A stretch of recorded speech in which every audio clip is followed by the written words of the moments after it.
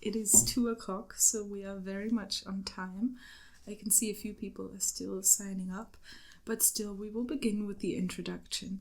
I would like to say that I'm very happy that you are all here for the webinar of myAbility with the title Unleashing the Potential of Inclusive Recruiting, Understanding Applicants with Disabilities Through a Change of Perspective. In the beginning, I'd like to say a few things. First of all, for the first time ever, this will be held in 2 languages. There will be interpretation into English. Welcome to the webinar again. I will now explain how you can access the English interpretation from German. To do so, please navigate down to the menu bar, select More. You should find a field saying Interpretation or Translation. And there you can select your language. And you will be hearing the wonderful voices of Hannes and Fine, who will be interpreting our webinar today into English. Okay, I will continue in German. So it will be simultaneously interpreted into English. If you are curious, you can always switch to the English channel just to check it out and switch back to German as well. There will also be live subtitling, so speech-to-text interpreting, which also you can find via the menu. If you click on More with the 3 points, a button that says CC, and there you can have the subtitles shown to you. And if you want to see all the subtitles, you can also say you want to see the complete transcript, but you all have to do this for yourselves, please. The subtitling is being done by Anja and Theodoras. And another comment, this webinar will be recorded and be made available afterwards on our website. And there will also be a report on this webinar.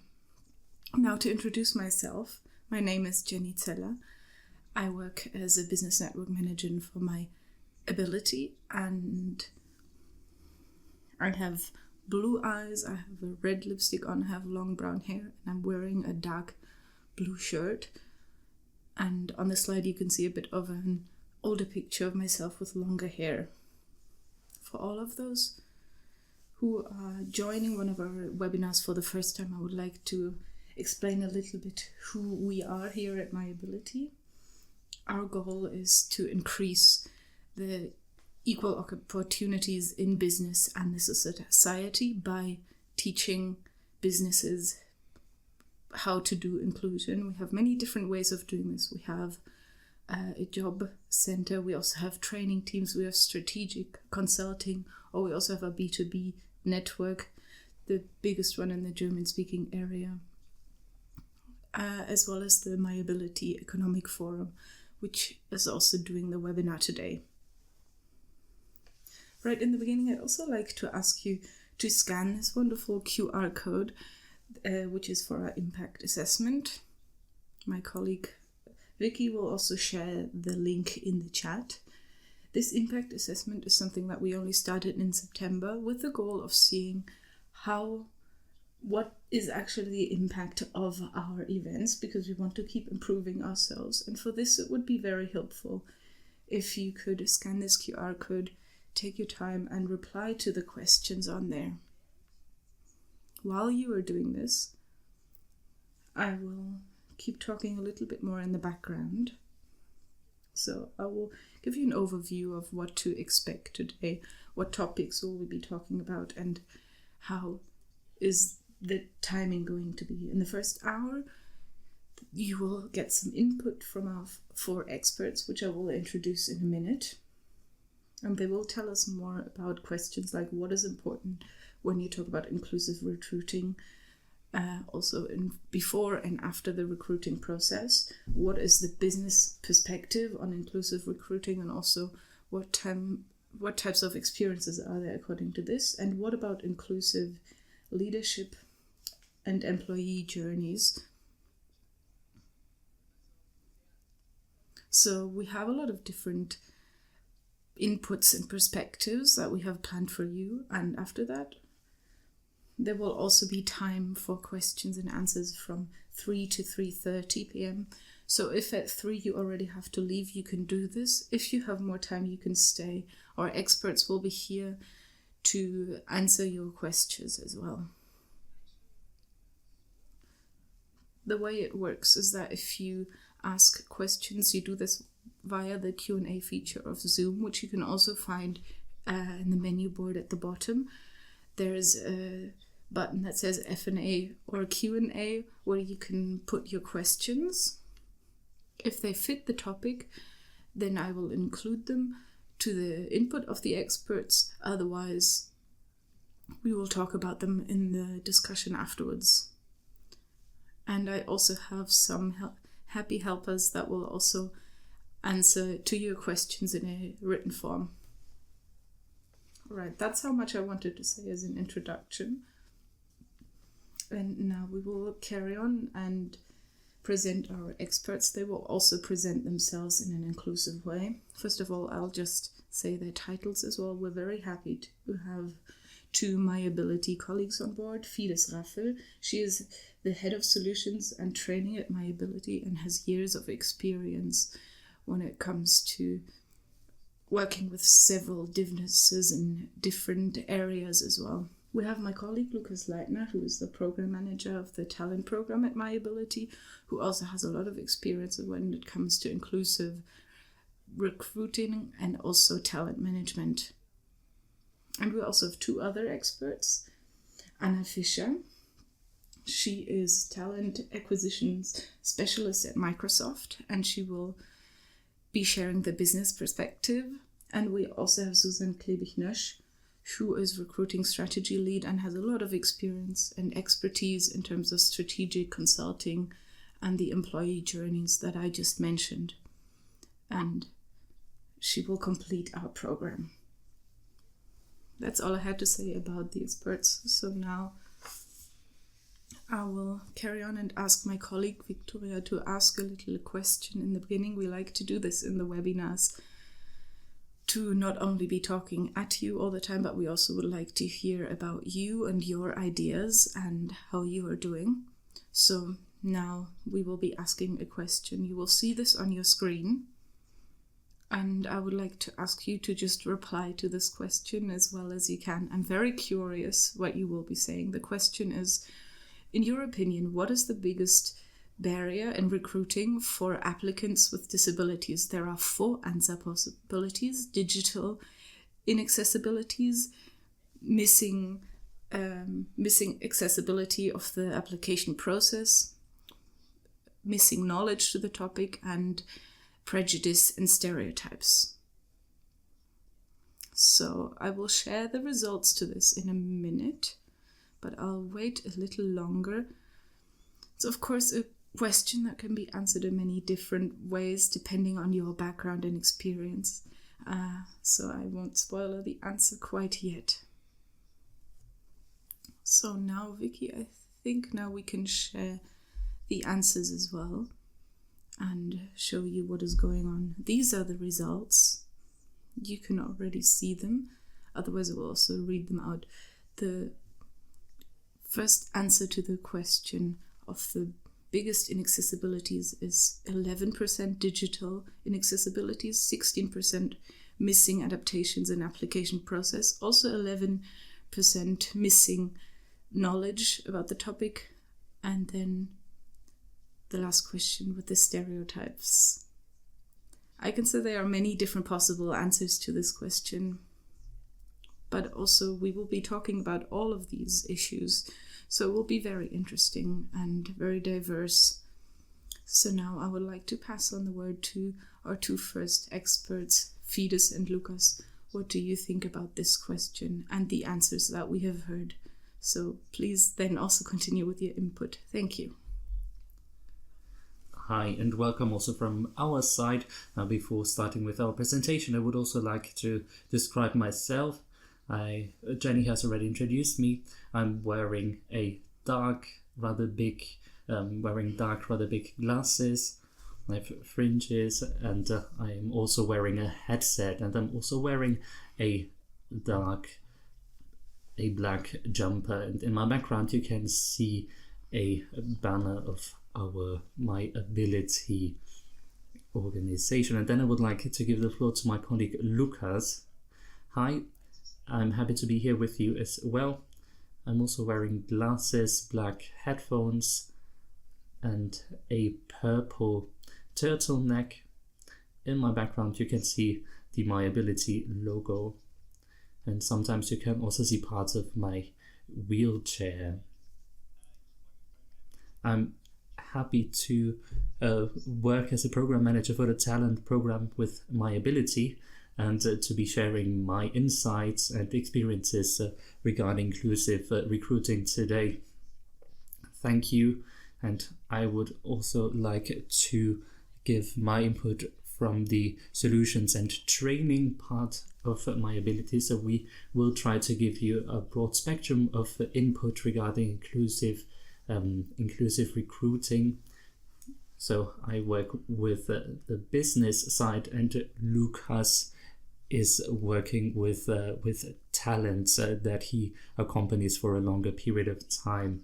Now, recruiting is a big field, and today we are going to address it in 3 different sections in order to make sure that you can follow it correctly. We're going to start with before the recruiting, with the sourcing. So how do I reach out to my potential applicants? Then we are going to continue with the time during the recruiting process. So how can I make sure that I can provide inclusive recruiting during the recruiting process? And then we are also going to tackle the period after the recruiting. So we are going to talk about the onboarding as well. So we won't talk too long about the fringes, about the before and after, but we do think that it is important to have a look at the big picture.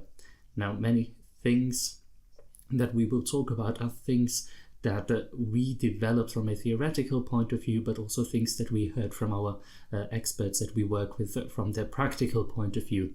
Now let's start with the period before the recruiting process, the application process, and it's obviously nothing new that we offer to you, completely new, but we do offer a possibility for you to make yourself visible for people with disabilities. The more visible you are, and the more visible you make the fact that you would like to hire people with disabilities, the higher will also be the probability that people with disabilities see you as a potential employer as well. And there are many things that have to do with visibility. For example, social media channels, everything that has to do with your website, but then also questions that people with disabilities might have in advance of their application with you. So you should try and answer their questions in advance.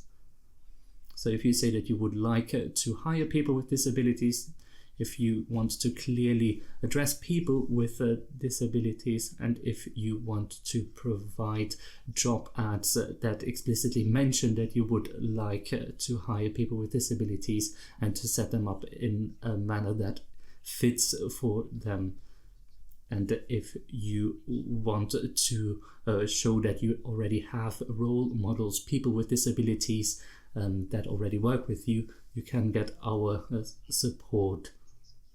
Now the question is, why is that important? Why is it so important?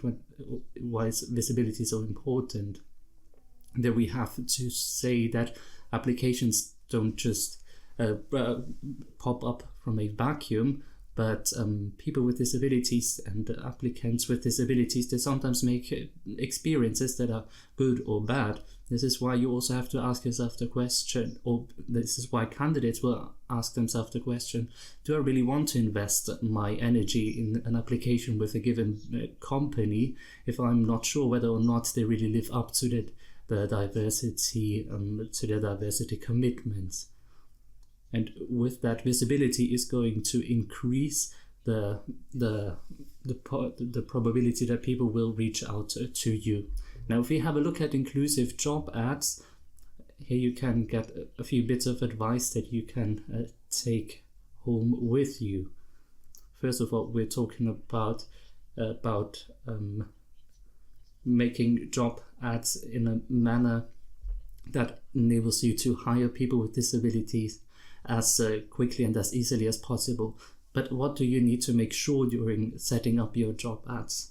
Now here we need to talk about external things, for example, the size of your font, then also the manner in which you display your information, where we are talking about contrast or formatting, and these things are important for your job ads. But then these are also things that apply to all of the different job ads that you post. For example, the information regarding a contact person. So who is the person that I can reach out to if I have a question regarding accessibility? So you can also add, for example, a note that explicitly says, we want to hire people with disabilities. And this is, for example, something that talents mention toward us, so they tell us that this is the reason why they eventually did reach out to a certain employer or not. So mention possibilities for flexible working hours in your job ads as well. So the better you define these things in a job ad, the better an applicant can also estimate whether this job ad is a fit for them or not. Now, people with disabilities very often bring many possibilities to resolve problems in their daily lives, but the framework therefore has to be defined clearly in your job ad, because then the applicant will also be able to define their accessibility needs better to you. So if you set up your job ads correctly, you will already send a positive signal to your applicants, because the applicant will know that you have thought about their needs. They will know which person they have to reach out to if they have questions, and this also provides them with security. And the more people will see that you take accessibility for granted, the easier will the situation for the applicant also be. And something else that we see in job ads, something else that has to do with inclusive recruiting, is the fact that job ads are set up in a manner that already explains to applicants what steps they can expect. So they know that after the screening of my application, there is this and that step of the application process. What does that mean? People can already prepare them for a test. They can ask questions. How can I, for example, complete this test with assisting tools? And here we are again talking about the contact person. The contact person that you can reach out to via telephone, via email, for example. And in the best case, you should also be able to reach out to people of trust, and that should be a standard procedure in your job ads. These bits of information regarding the process are important in order to start the application process independently as an applicant. I will also mention that later on again, but these contact people are really the essential part in order to provide applicants with disabilities a possibility to complete the process in a good manner. Because if I already know what I can expect, I can already prepare myself to adapt to the situation. And then we will already continue with the next step, where we will talk about the interview or the period during the application process. Here, one of the biggest topics is the disclosure of a disability. And here we have to say that a disclosure is always a personal decision, and the top priority is to respect the given decision of the person. Now, my approach is the following. Skills and qualifications have to be central, and they have to convince. But of course, the disability is also a reality for me. This is also why I need to address it in the correct manner. And the correct manner can differ from person to person, but it is important that everyone can independently choose the way they disclose it. Now, with every person, there can be different, or every person can have a different approach towards disclosing their disability or not. For example, if I were to apply with an employer right now, I would have a different self-confidence compared with my first application, and I will also go about this in a completely different way. Now, when I applied, I encountered an environment where I was able to address disability topics freely and independently, and it was easy for me to do so. But then with another application, for example, there were certain accessibility issues that I had to address, and in that case it was important to see what the other person already knows, and it was important to also consider their perspective. And then it's also important to know that only if a person has already completed certain steps regarding their CV, and only because they have already gained a lot of experience with different applications, this does not mean that they have found the best solution in order to deal with the disclosure, because all of these things, they can evolve during the lifetime. And this is also why recruiters need to try and understand the needs of applicants. Now, thank you for that.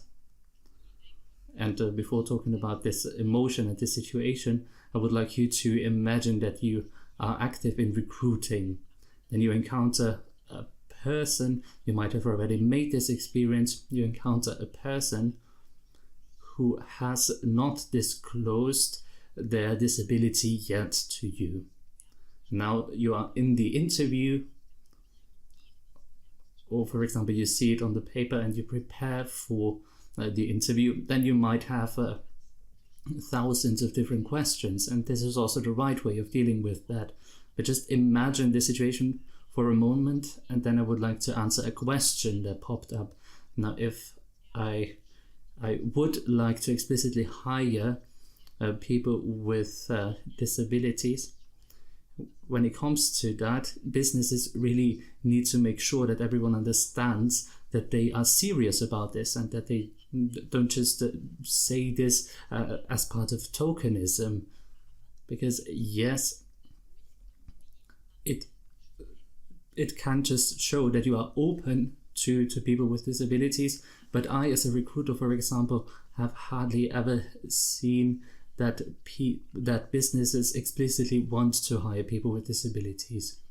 This is also why it is important to engage in exchange in advance and to prepare for that, because this will then avoid that you are uncertain during the actual situation where you encounter the person who applies to you.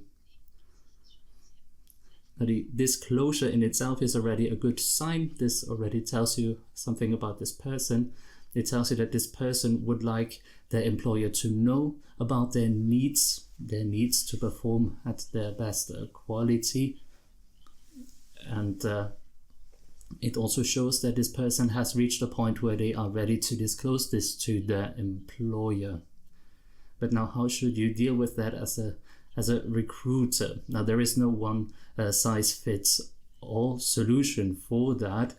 So there is not one guideline with 15 questions that you just have to follow, but there are certain things that you need to follow, and you can apply that to all of the people who apply with you. First of all, people need to feel safe. Now, just as you don't know what might follow next, the other person doesn't know what might follow next. But first of all, they disclosed their disability to you, which is already a good sign for your business. And this is then not a sign for you to dive into this condition and to get to know every detail about their medical history, but you could ask the question, how would you like us to shape your workplace in order to provide the best workplace for you? And this is a question that you could ask to each and every person, not just the person with disability. And then you can also continue with asking, how would you like to have the conversation in future to make sure that it fits your needs? And then it is also important that you know that the spectrum of disabilities is extremely broad. This means that there is no way that you have already encountered each and every type of disability. And most recruiters, they also encounter different issues on a daily basis. And then sometimes they will just encounter an issue that happens to have to do with a disability. But this is not always the case. So in that case, you can just inform the applicant, for example, about the assisting technologies that you use, for example. So you can ask the applicants what kind of assisting tools they need, what kind of help they need at their workplace, because they know best what they need at their workplace. So you don't have to be the person who provides a catalog with different assisting tools. You can inform yourself, and you can provide a list with tools that are compatible with your technology. For example, this is what we hear often, but you don't have to know everything in advance. Yes, this is important. And therefore, it is also so important to ask the people, what are your needs? What do you need to do your best job? Because every person has also a different approach to their own disability. And this is then a good opportunity for you to talk about accessibility with the applicant. And the needs for accessibility are put to the center stage. Now, I go about this a bit differently. My disability is has been part of my life since I was very young, but this doesn't go for everyone. And yes, we live in a society where we still need to do a lot of work regarding stigmatization, for example.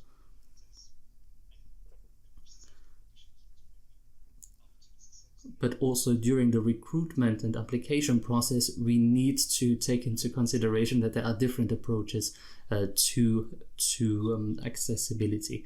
And this is why we need to take that into consideration as well. And this obviously also has to do with visibility or non-visibility of disabilities. Now, for me, of course, my disability is visible. This is why I have to communicate it as well. But I want to be the person who decides when this happens. But with other disabilities, this might be different. This is why such an approach to the disclosure of disabilities is so important. Yes, and this is also something that we see in our consultation on a daily basis. And we see this pain point that people want to create this open culture, but then they also know that there will always be people who want to decide against a disclosure. So we want the people that we work with to know that it's the applicants who need to decide when or if they want to disclose their disability. So you have to put the focus on the person, which sounds very basic, but it's not that basic at all.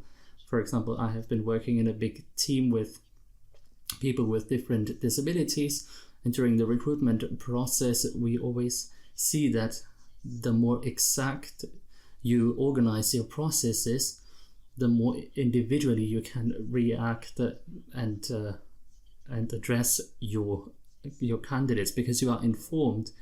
You can adapt the process. And of course, if you focus on the talents and the strengths of the people, you will also gain a bit of distance to the mainstream CVs.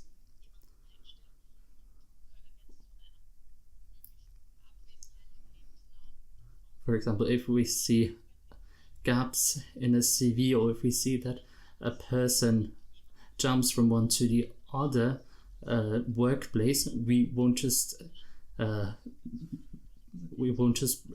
declare our verdict, but we will have a closer look at the individual person, at their skills, at their strengths. And then during our workshops, we also ask the people that we work with to actually have a look at the competences that are needed for a certain role. And then if you still want to put a focus on degrees, on certain titles in your business, you will just see that people with disabilities just have completely different requirements. Obviously, we do have qualified people with disabilities that form an untapped pool of talents. But as I said before, if you just focus on the type of CV that you get, whether it is from business administration or law, if you broaden your mind, this is going to help you. And then, as mentioned before, this process doesn't stop with recruitment, but there are other measures that need to follow in order to start with onboarding, to establish good communication channels in the team. When it comes to recruiting, this obviously is the start of a career within a company. This is why other steps need to be taken as well in order to make it a successful recruiting process. Sorry, I didn't want to interrupt you. I just wanted to give you a few more examples, and then I would also like to hear the input from the practical words, so from the companies. Now, in our talent program, we have the possibility to accompany talents on long term, and we also get the feedback from businesses. So we have a look at the entire process, but also at what happens before and after the recruiting. And in the job platform, we also have the possibility to help companies who are unsure about whether or not their website is accessible or not to post their job ads. Then obviously after the onboarding is before the onboarding, because you obviously also want to maintain people with you. And when it comes to maintaining a good pool of talents, you do need to think about things like how can we provide the best inclusive recruiting as possible. And now we are going to give the floor back to Jenny in order to hear about the practical world. That was a very good transition, Fides. Thanks a lot. And thank you, Lucas, as well, for these diverse inputs and perspectives for before, during and after the application process. As said before, there's no one size fits all. You have to think individually, out of the box. So outside of what we are used to doing in these processes. So now I'm also very excited to get the practical perspective of Anna Fischer from Microsoft. So Anna, I would like to ask you to take over, please. Of course. Thanks a lot for the great introduction. Also in the beginning, I would like to carry on and introduce myself. My name is Anna. I have long brown hair with some blonde highlights. I'm wearing a black t-shirt with a red blazer. I'm wearing small gold earrings. And in my background, there is a picture which shows a lot of colors that we use a lot at Microsoft to show that we are really focusing on diversity. We are a colorful organization, and you can also see one of our statements which is in English here as well, and it says because connection matters, because building connections is very important to us, and it's something we really focus on as well. I'd like to ask you to start with the slides and also carry on to the agenda so I can tell you what I will be talking about for the next 10 minutes. One focus will be on building a culture of inclusion.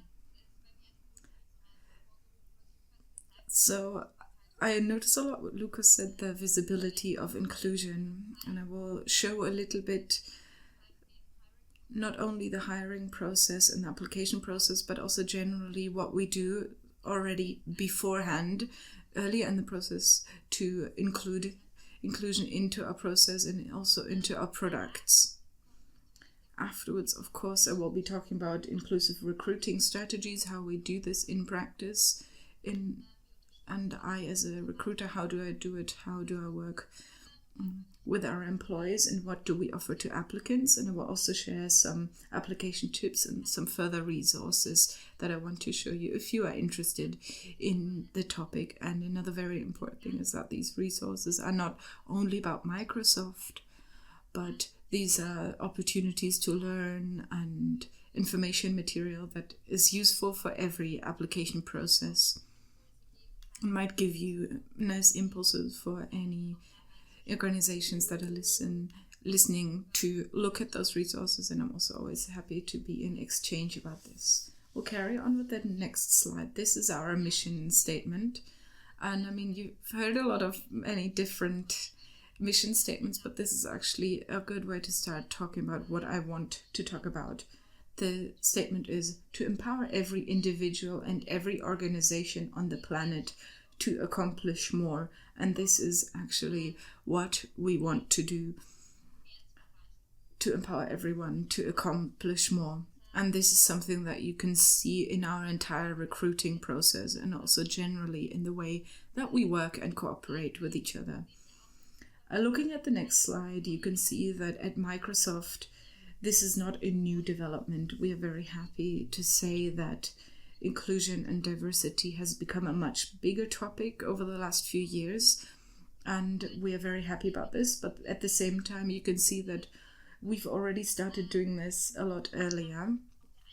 So on the one hand, on technical terms, one of the first things we did was sticky keys, so a keyboard which makes writing on it a lot easier.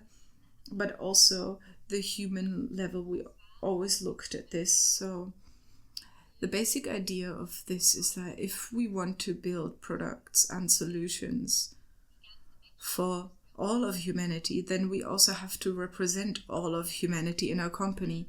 Otherwise, we will never be able to reach everyone. We will never be able to know what people actually need.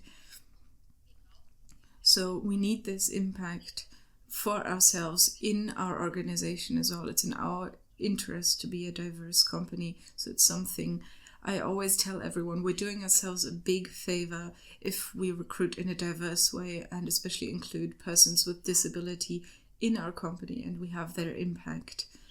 Also when it's about developing our products and processes and always further inclusion. So how does this look in practice? So I would like to tell you about this with the next slide. I'm also very proud to be a member of the employee research group Disability, where we also always look at internally what can we do, where can we test products, what type of events are needed to increase disability awareness and also to improve our organization. Of course, our cooperation with myAbility is a big part of this. That you can see a picture here in the middle of the matching day, and the other pictures show members of our employee research group, where we also have persons with visible and invisible disabilities that are part of this group. And we have a lot of allies as well that support us. So we continually work together. And I think what helps a lot with that is something I like to tell applicants as well. It shows that we do this for us as well. All these things are really present in our everyday life. It's not something we just recently started to be able to show, all right, we do something about inclusion, but it's actually our everyday business. It's actually how we work together and live together. so that even if you've never thought about applying to Microsoft, that maybe if you could see these impressions, that might show you that you would come into a work environment where people think about disabilities and accessibility all the time, and where people who have a disability can have a good work environment, and where you might also have the possibility to talk to them, to exchange some information. On the next slide, you can see that also in our products, it's very important to see that they are accessible. So accessibility is always already included. It's not something you have to add on. So if you work at Microsoft, you'll have this accessibility reminder in the beginning of every single presentation. And you can see the whole list of all the things you can do to make your presentation more inclusive, more accessible. And that is our standard. We always do this. Another small example that I would like to tell you is what you can see on the next slide. So, in terms of accessibility training, the human is always in our focus. So the accessibility training is something that is not only focused on recruiting. Every single person in our organization does this training. I put the link on there as well, which hopefully you will also receive after this webinar. Everyone can do this accessibility training. 2 million people have already done this. So I'd also like to invite you to do this. It's a great resource that you can use.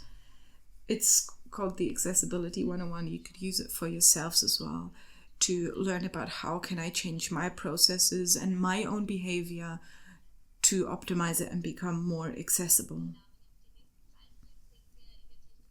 On the next slide, you can see that in our technology, accessibility is also a big issue. 2 small examples, because I'm sure you're really looking forward to the hiring process, so I'll just talk about this briefly. If you don't know this, in our tools, there's an accessibility checker in all our tools, which means that you have the option if, for example, you're making a PowerPoint presentation and you're not sure if it's accessible or not, then you can ask this accessibility checker and it will tell you.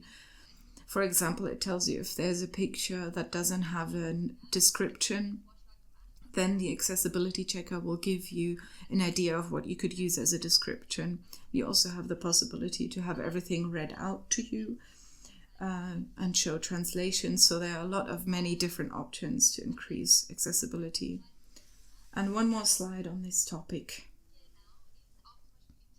And Microsoft Teams, there's a feature that everyone has now, which is very common for all the video call tools, that you can show reactions within the video call, or you can include subtitles. This is something that is great because it actually makes it more inclusive, and things like noise cancelling as well. So there are a lot of possibilities, and we also keep developing these tools. For example, we are also able to include sign language into some of the meetings, so it's really great how things are developing in this area as well. Now we'll talk about inclusive hiring practices and recruitment strategies in Microsoft. Of course, the first thing we do is that we have career events. That could be a matching day with myAbility, for example, or I will show you later in the presentation as well. Every month we also have webinars on our inclusive recruiting process. So that means I've already put a link there for the next event. This is also open for everyone. We'd be happy if you participate. Then we also have our interview process, which is now completely virtual, so you don't actually have to travel anywhere or come anywhere. You can do this all conveniently via Teams. And another important point is the topic of interview accommodations. This is something that you see at the end of every single job ad. You always have the possibility to ask for these interview accommodations. view accommodations means that you can fill in a small survey to tell you this is what I need as an applicant, so I can make the best out of the recruitment process. For example, there's a list here of things that you might need. For example, if you need more time, if you need a sign language interpreter, do you need more times for the time planning, or do I want the documents read out to me? These are all options. And I would like to invite you that if ever you want to apply to us, use these tools, please. We have whole teams that are just responsible for these things, so we are very happy if people actually use it, because it helps us see what are different ways we can support applicants. On the next slide, you'll see about trainings and learning programs. They are very, very important for us in recruiting. We're doing trainings every single year in the area of diversity and inclusion. We also do them every year about biases. I thought it was very interesting in the questions in the beginning, where we saw that the most difficult thing for people is the perception of people with disabilities. So I think it's really important that we have these bias trainings and we really focus on them and challenge ourselves to see how can we make sure that these biases don't even occur. We also challenge hiring managers and also challenge ourselves. Are we sure if we have biases? So we will actually decidedly talk about this and say, there's someone here and I'm not sure if I have a bias or a stereotype in this case. Can we please talk about this and look at this together? So this commitment is very important to us, and it also creates a culture of openness towards supporting each other, and to also raise your hand and say, I'm not sure about this part, could you please help me? I need some advice. And of course, that's also part of our business strategy, to create awareness that a diverse staff is what we need as well. So there's also the possibility here to join us and to learn with us. I've put the link there for more learning resources. And of course, I'd be very happy if you use any of these. Now, let's talk about the application process. Please interrupt me, dear moderators, if I talk for too long. I haven't really been looking at the time because I'm so happy to be able to talk to you. So we are happy to listen to you, but we're also grateful if you find an ending to your presentation because of the timing issues. So I will try to finish this quickly. Applying to Microsoft is very easy. You just upload your CV on LinkedIn or on our homepage. This is all accessible online, and we try to reply very quickly. We try to make it as straight and clear as possible, to not give any surprises to talents. I have a few tips for you as well. Most of this won't be very surprising. So you should include, why do you want to work at this business and what are your abilities.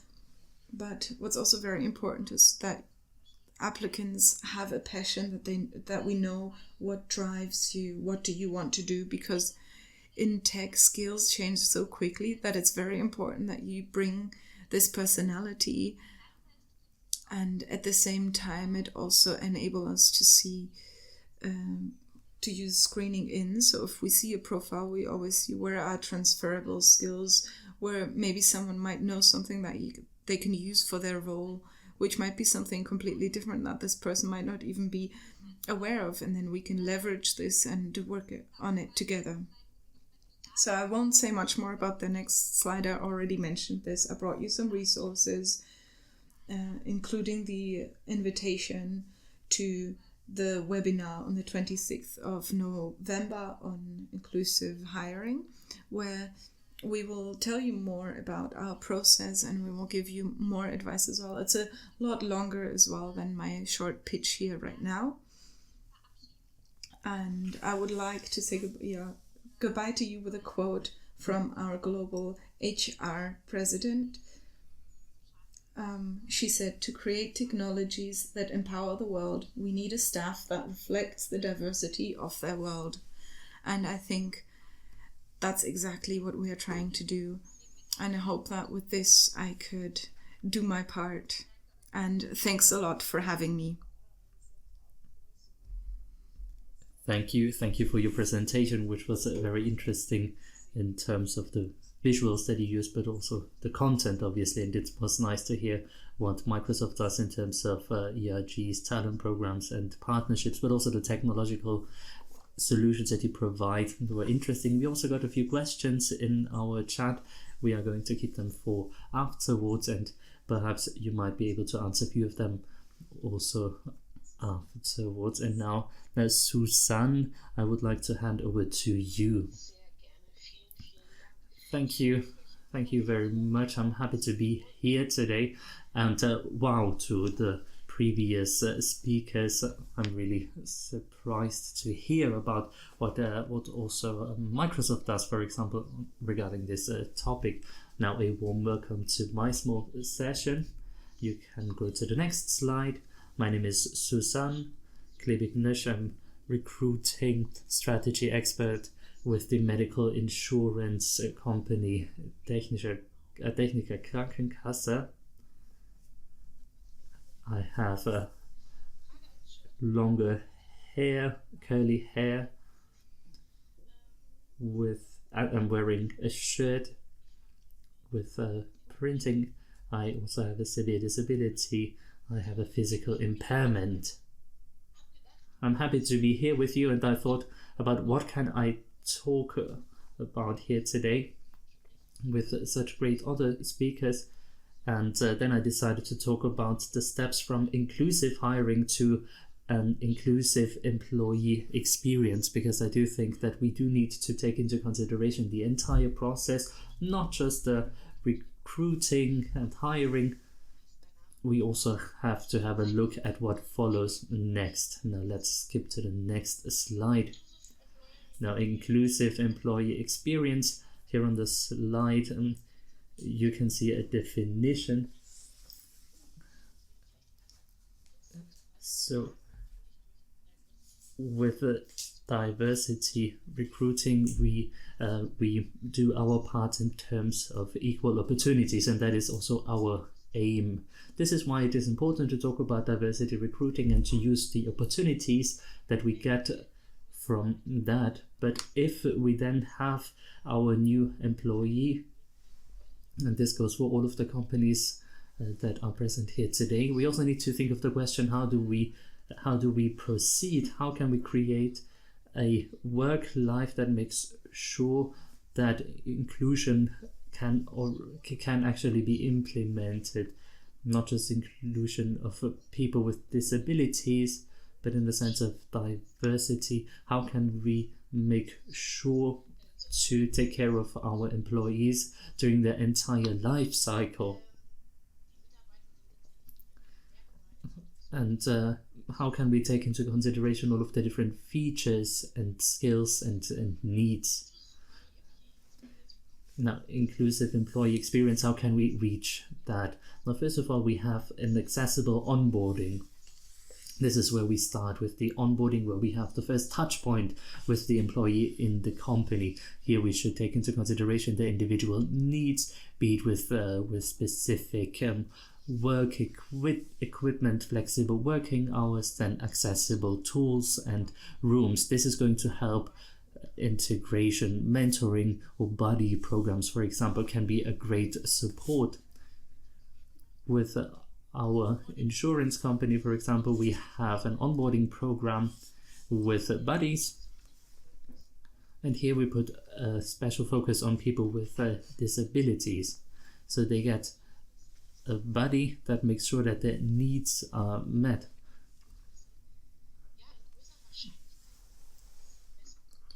So this is usually a person who has a disability as well, because they will be able to understand their needs better than a person without disabilities. Then next step, an inclusive work environment, and this is something that goes beyond the physical barriers. This also entails screen readers, compatible tools. So what is decisive here is the safety as well. And people should be, or employees should be able to express their opinions without having to fear retaliation. And here we're also talking about the topic where we need to realize that people with disabilities sometimes have difficulties when it comes to expressing their needs, where they want to say, I do need this or that. So they do have difficulties with expressing their needs without fear.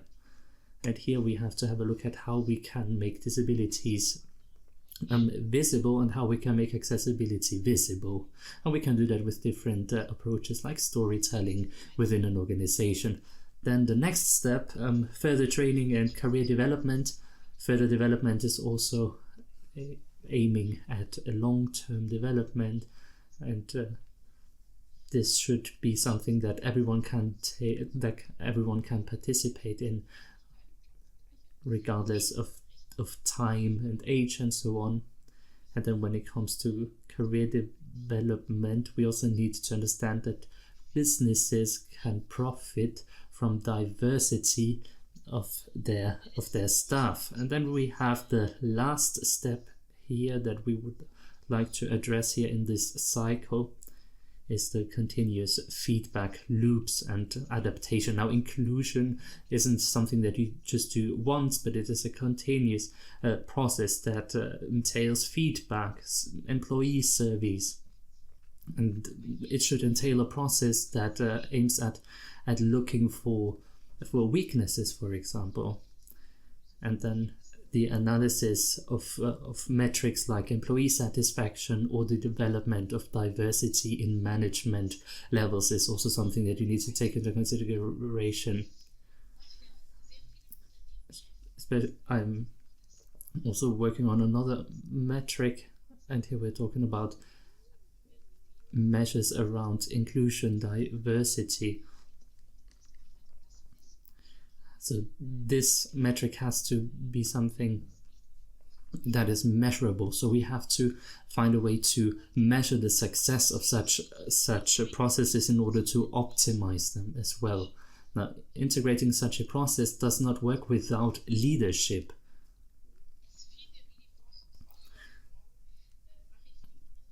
Now, this morning I opened LinkedIn and I found a quote that was even nicer than this one,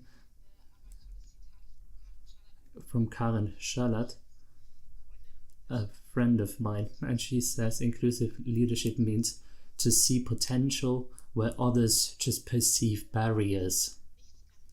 And nothing expresses inclusive leadership in a better manner than this. Ultimately, we're talking about connecting leadership in our field with management roles, but everyone can take on a leadership role, especially when we're talking about diversity. Now, in a nutshell, inclusive leadership makes sure that diversity isn't just something that is accepted, but that diversity is actively used in order to promote the connection within a company and the staff of a company. Now, what are features of inclusive leadership? There are 6 features. We have courage, strength, commitment, authenticity. Then we have openness and curiosity and visibility. Now let's start with courage to stand up against current standards and prejudice. These are the so-called allies. But allies aren't just people who show courage, but we are also talking about turning differences into strengths, and to recognize diversity as a source of strength, and to make sure that you create an environment with teams that at the beginning wouldn't really collaborate and really embrace the collaboration between the diverse team members. Then we have commitment and authenticity. Now, when it comes to commitment, we have to say that inclusive leadership is something that you need to stand up for consistently. So starting with creating processes and structures.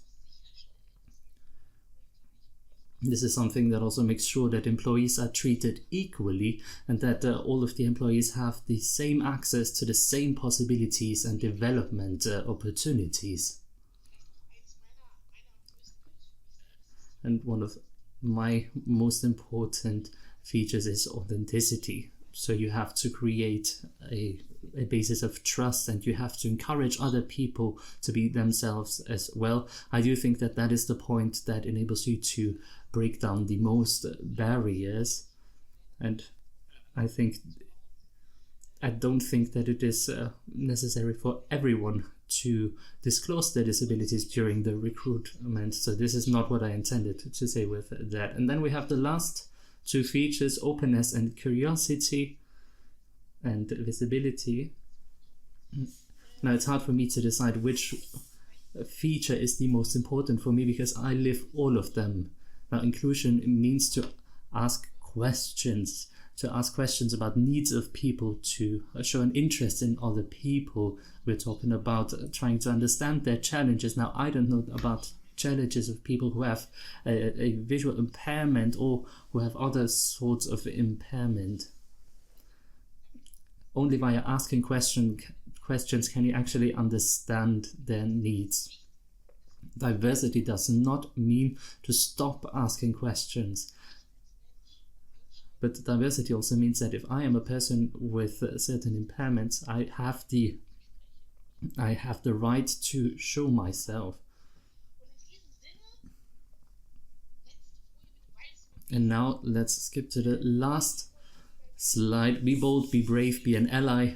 Thank you very much for your attention, and I'm looking forward to answering your questions. Thanks a lot, Suzanne. You did so well, and such a great message to take home. Also, your quote about inclusion not being a single project is something that is very informative. So now it's only just after 3 p.m, so this is officially the end of the first part. I have a few final remarks about this part, and then we will talk, we'll get to the Q&A round. So we will now come to 3 takeaways, although there are many more from this webinar. I hope you also took some notes or followed along with your thoughts. So I'll just mention 3 takeaways. One is that inclusive recruiting does not only begin and end with the recruiting process, but also carries on afterwards, as we heard from all our 3 speakers. The third point is that the inclusive application processes are individual and flexible and need to be so, to make sure that they address everyone's needs and backgrounds and incorporate them into the business. And the third one is that inclusive management includes everything and makes sure that in a top-down way we can reach the diversity and inclusion that we want. So just like Suzanne said, inclusivity and diversity should also be used, not just accepted. So finally, I would like to come back to the impact assessment that we did in the beginning. This survey has 2 parts, and basically what we do there is we ask you in the beginning and also in the end, like, what did this webinar do for you? So please scan the QR code again or click the link that my colleague Vicky will send to the chat and open it and answer to the questions. And then I will show you another slide with more contact possibilities. Some things that were already said in the chat is that the webinar was recorded, and with a report of it, you can find it on our website afterwards. Are there any more questions, or if you want more inputs, please always feel free to email us to forum@myability.org. And of course, we're also available on LinkedIn and Instagram. So I'll also show you the links to this in the chat, or you can always find us under myAbility Social Enterprise and you will find us. And of course, we also have a website under this address at www.myability.org. So now I will stop sharing my presentation and move on to our question and answer round. I would like to thank all those a lot that were part of this first part, so please feel welcome to stay for the interactive part. My colleagues Lucas and Fides already said it.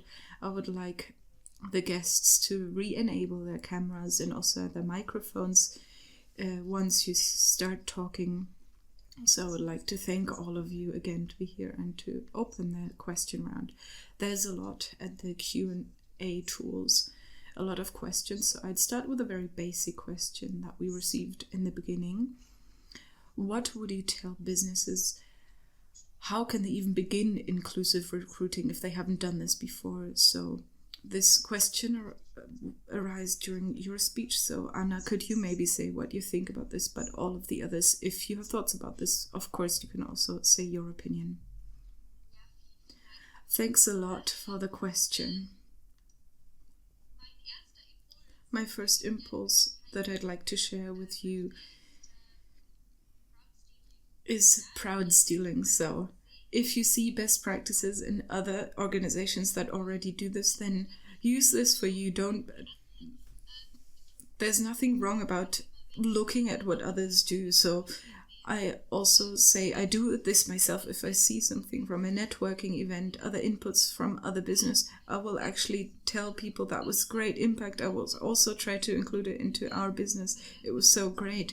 So it can be very constructive. So if you look at our material that I shared today, a lot of businesses are very open about these resources as we are. So in the Q&A session, there was also the question, how can I make my website more inclusive, which is, of course, the first point of contact for applicants at the moment. There's also a lot of resources on these online, also from us, from our company, but also from myAbility, where you can get your input from there. And I also think networking is very important. The fact that you are here today, of course, makes a lot of sense, but also to keep your eyes and ears open, talk to applicants, talk to your own employees, what we do internally as well, for those employees that like to talk about their needs to be able to work well. And I also like to talk about what works well and what didn't work well in the application process. At our global talent acquisition last week, we also had a learning session where a neurodiverse employee talked about the application process and told us what worked well and what didn't work well. And of course, that's a great learning opportunity for us that you can also use in your organizations. Thank you, Anna. I would like to add another thing, because you mentioned networking. It's also part of the economic forum of myAbility, which is a B2B forum where, of course, networking is a big part of it. And of course, there was a question, what does even mean accessibility? Does that mean you have to be 100% perfect, or does it just have to show that you're just ready and prepared to become more accessible? And that's what it is about, to make the first step to show that you are willing to learn and become more accessible. That's another thing I wanted to say. Of course, I'd be happy to give more information per email or on the website. We have a few more questions as well, so I'd combine two questions that I will read out to you as well. How will you get fair pay for some candidates? In some cases, people with disabilities can't work as much as people without them, as the company wants it, but still they should get paid fairly. And the second question is, how can applicants make sure that the disclosure of disability will not have an effect on their wage? Fides, what do you think about this? It's very important for us to see, if you hear both things in the same context. A person is asking, what do I do if the output and the disability have something to do together, and a person who is concerned themselves might say, how can I fight against the stereotype that someone thinks I cannot work as hard because of my disability? And this is something that's one of the misconceptions that we need to work against. A person that has a disability and disclose this in the application interview, they might think that they are qualified to do this job as well. And as it would be with every other applicant, it's our job as a recruiter to also understand that they are able to do this, or not to have a prejudice about disabilities in general, specific to this job. That's a very good example, and I don't want to be pointing fingers at anyone, but it's a perfect example to talk about misconceptions, that a lot of the time people with disabilities, to their best knowledge, may have come to a webinar like today, and then they disclose their disability, and then they see themselves confronted with the conception that they will not be able to do the job as well as someone else would. This is very problematic, because that means that we already think that work output and disability, well, disability is a really large spectrum, already influence each other. But that is not the case. So if we're talking about keeping employees who, during their time as an employee, for example, because of chronic illness, they have dynamic topics with work, then here also it's best to talk about this individually already in recruiting. If in recruiting you think that people with disability can't work as hard, I think, in my opinion, that really plays into this idea that disabilities are always associated with their negative images. These are unconscious biases that we have and that we have to be talking about. This is very important, and we never say in a recruiting training, if someone asks us this question, that's terrible, but we always say it's a fair question, but it shows what type of biases people with disabilities are always confronted with. So it's not actually the case that you can assume someone's ability because of their disability. That's very important. If you only remember this after today, then I'll already be very happy. So of course, if you want to add something, feel free. That would have been my question as well. If one of the other guests would like to add something with their perspective on this topic. For me, there's nothing to add there. Of course, we like hearing that as well. So very good. So I'd like to carry on with the many questions that we are receiving here. There was the question that was already partly answered, but it was a very basic question, so I would like to say it again. The question: how can applicants feel safe in us to disclose their disabilities? Because they don't have to, which is a good thing, but how can we make sure we create an environment with the steps that Fides and Lucas mentioned before the recruiting process? How can we add these steps to make sure the environment is done? So I'll leave it open to you who wants to reply to this question. I think all of you could, so just unmute yourself if you want to say something. Okay, I'll start. I think a lot of this has already been said. As a business, you don't have a lot of possibilities to create trust before the recruiting process because you don't have any personal contact. So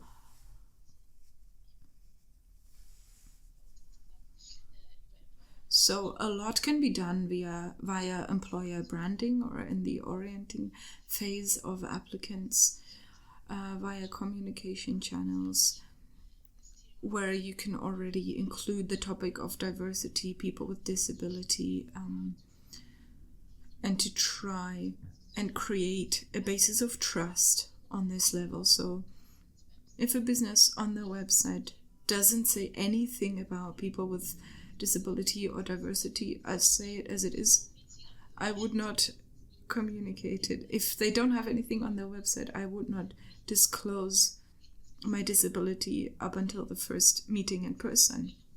But if I see on the homepage that they are already dealing with this topic, that they are already trying, employers are showing themselves that shows some sort of diversity, then I would feel more safe to already take the step to disclose. But it always depends how much trust I have into this business, or what type of trust they convey to me.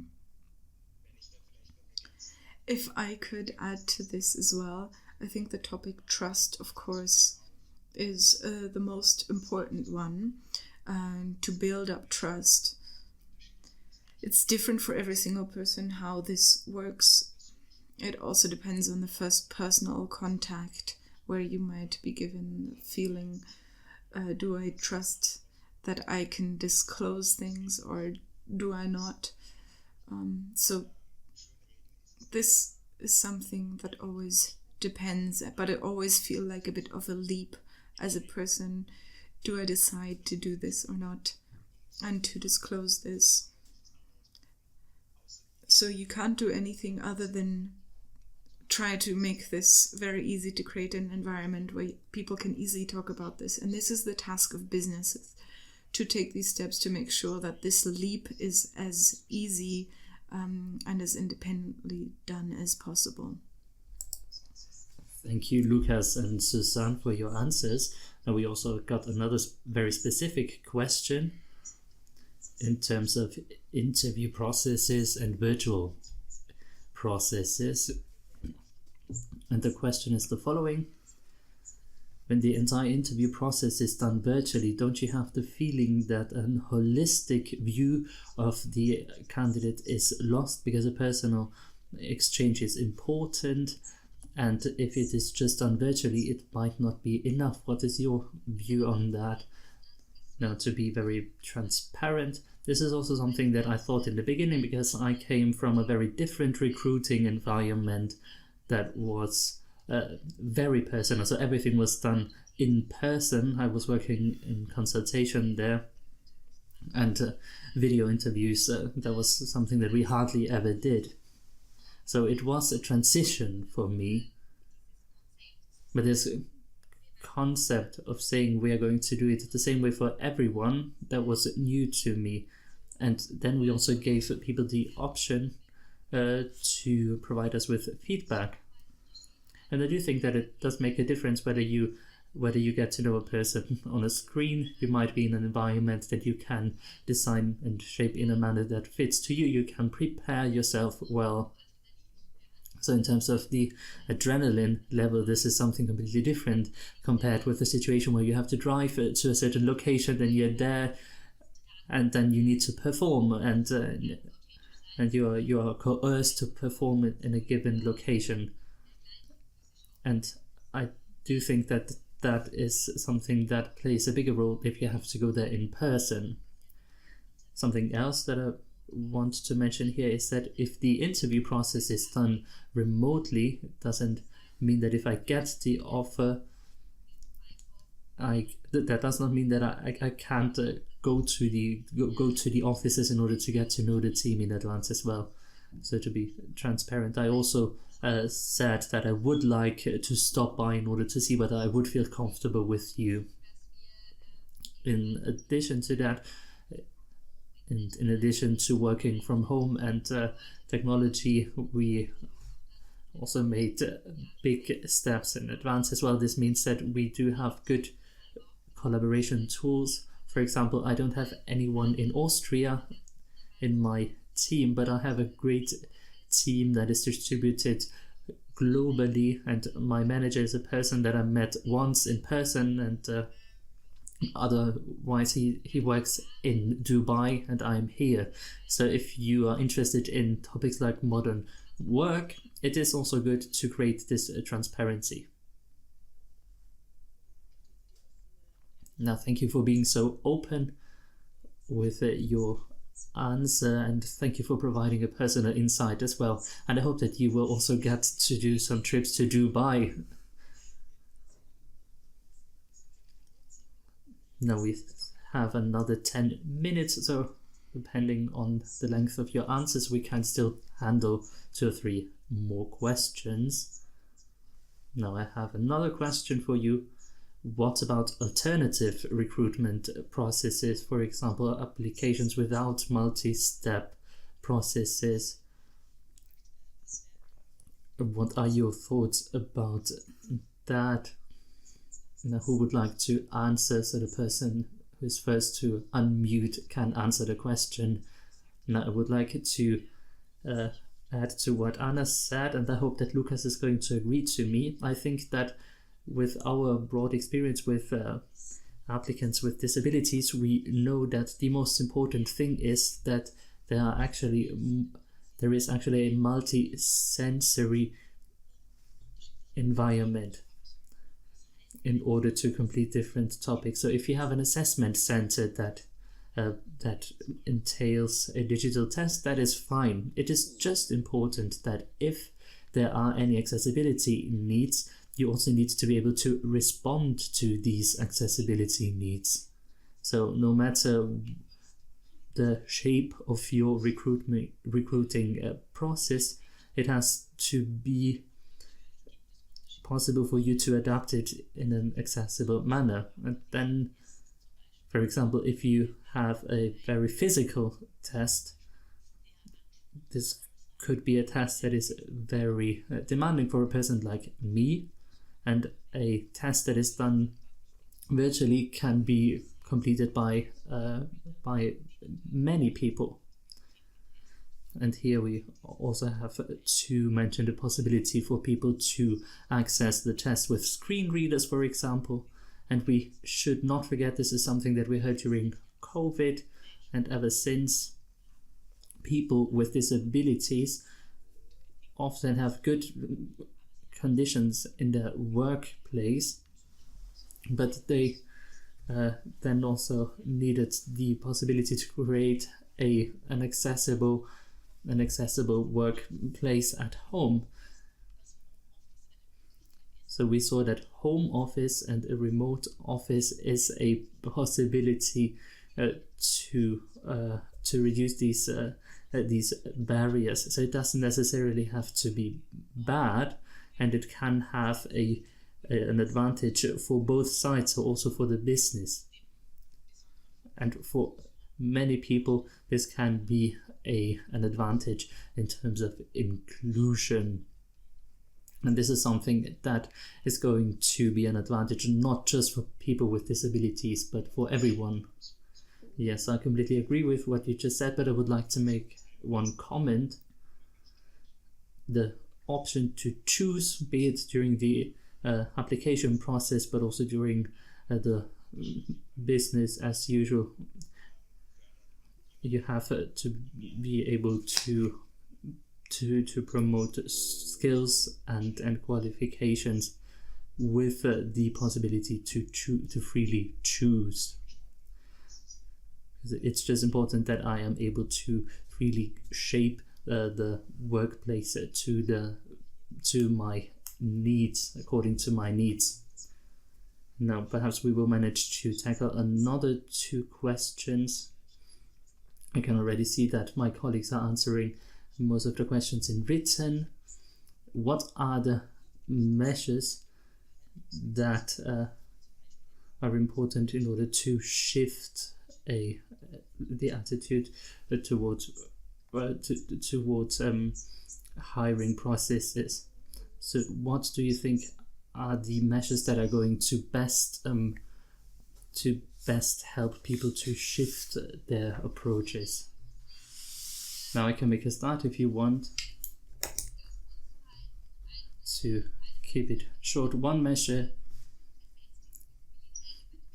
is this visibility that we already mentioned, and this has to be a consistent feature within the entire company. It has to be visible externally. Then diversity trainings, this has to be something that isn't just a focus for a short period of time and then you forget about it again.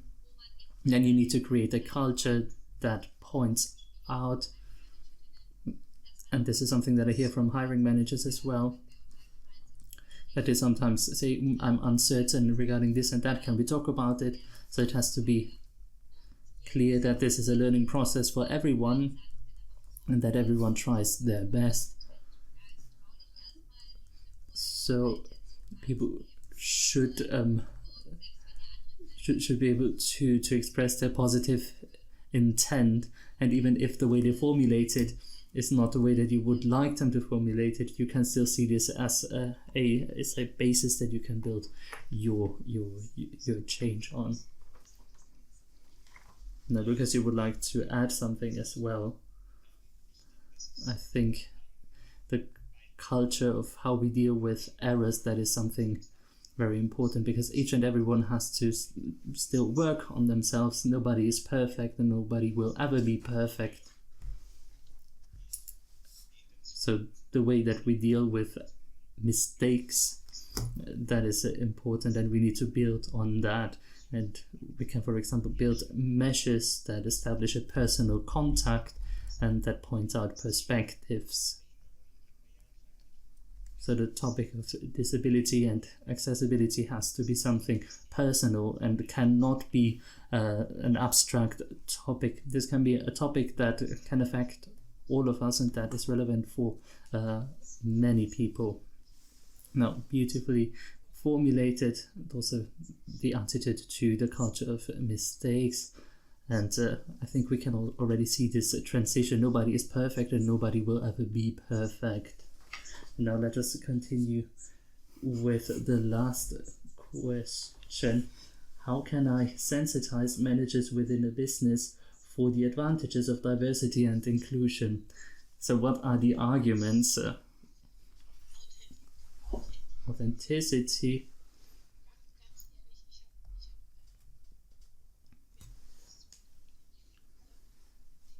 We have big programs that we use to train our managers for on this topic.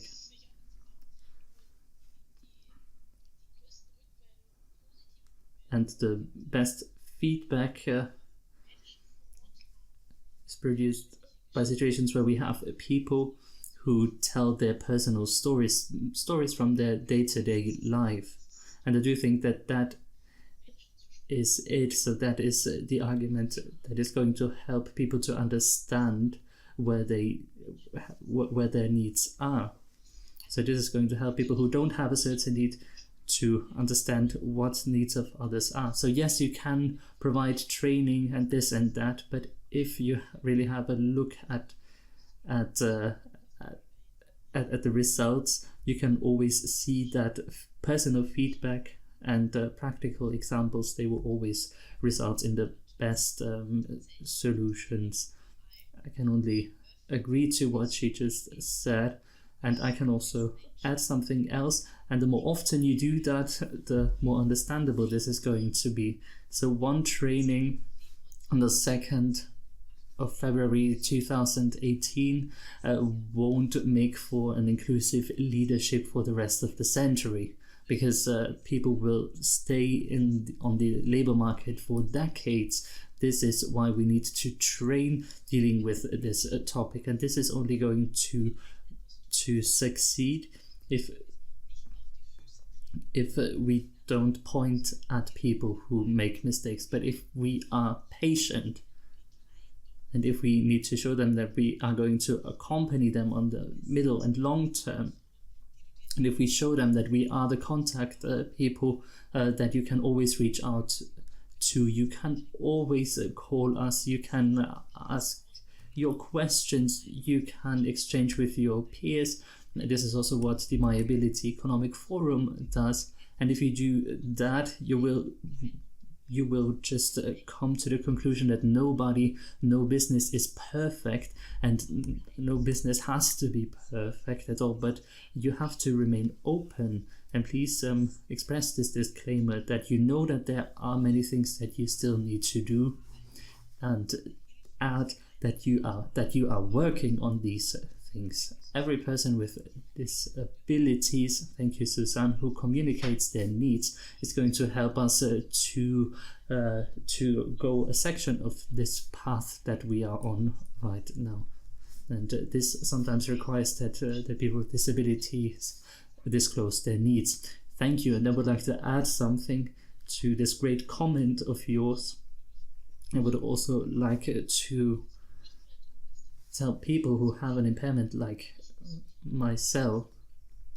So it's not just about the businesses, it's also about me accepting myself and accepting the fact that there are businesses that are not perfect and businesses that make mistakes, and that is okay. So sometimes we also need to forgive them for that. So it's a two-way street here. So thank you for these great closing remarks. Nobody is perfect. The only thing that is perfect is time management. It is 3:30 p.m. We are able to conclude just in time as well. I would like to thank our 4 wonderful guests for their great inputs. I would like to thank the interpreters who were dealing with the oral interpretation and the speech-to-text interpretation. I hope that everyone was able to learn new things during this webinar. We are going to provide you with the recording afterwards. We are looking forward to the next online webinar or even an in-person event. You will find our events on our website. And this is my farewell to you, and I would like to wish you a wonderful evening. Goodbye.